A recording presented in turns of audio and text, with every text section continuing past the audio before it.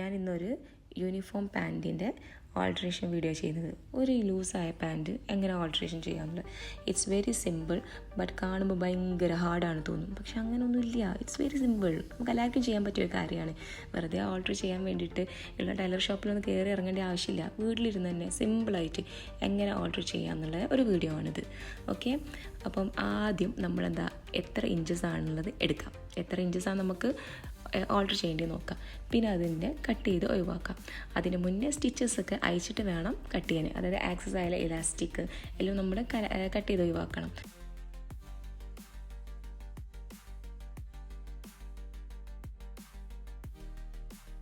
അതിനുശേഷം പ്രധാനമായിട്ടും നമ്മൾ ശ്രദ്ധിക്കേണ്ട വേറൊരു കാര്യമുണ്ട്.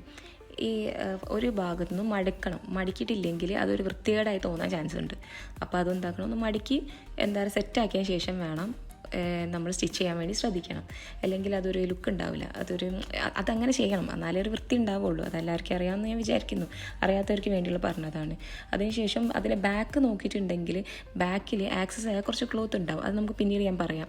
കണ്ടോ, ഇതുപോലെ കുറച്ച് ആക്സസ് ആയ ക്ലോത്ത് ഉണ്ടാവും. അത് നമുക്ക് നേരെ വെച്ചിട്ട് സ്റ്റിച്ച് ചെയ്യണം. ആദ്യം നമ്മൾ ഇലാസ്റ്റിക് വെച്ച് സ്റ്റിച്ച് ചെയ്തതിന് ശേഷമാണ് നമ്മളിത് ചെയ്യുള്ളൂ. അപ്പം അത് പിന്നീട് നോക്കാം. നമുക്ക് ആദ്യം നമ്മൾ കറക്റ്റായിട്ട് ഇവിടെ സ്റ്റിച്ച് ചെയ്യണം. എലാസ്റ്റിക്കും ബാൻഡ് ഭാഗവും ഒരുമിച്ച് വെച്ചിട്ട് സ്റ്റിച്ച് ചെയ്യണം.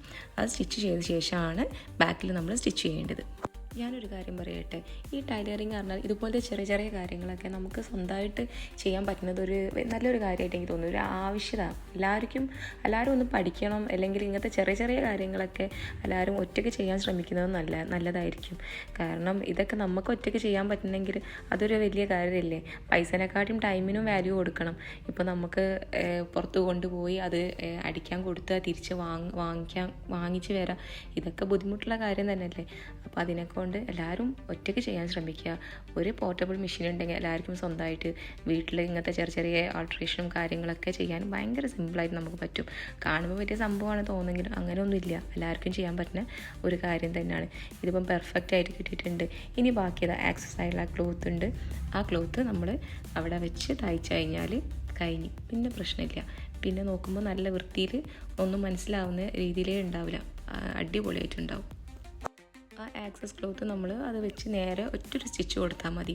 ആ സ്റ്റിച്ച് കഴിഞ്ഞിട്ടുണ്ടെങ്കിൽ പെർഫെക്റ്റ് ആയിട്ട് കിട്ടും. പിന്നെ നമ്മൾ നോക്കുമ്പോൾ അങ്ങനത്തെ ഒരു വൃത്തികേടൊന്നും ആയിട്ട് തോന്നൂല.